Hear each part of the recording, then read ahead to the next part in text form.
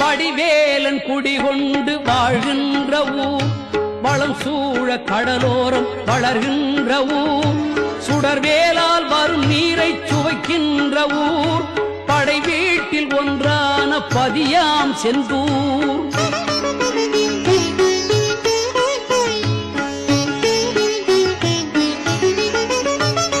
வடிவேலன் குடிகொண்டு வாழ்கின்ற ஊர், வளம் சூழ கடலோரம் வளர்கின்ற ஊர், சுடர்வேலால் வரும் நீரை சுவைக்கின்ற ஊர், படை வீட்டில் ஒன்றான பதியாம் செந்தூர்.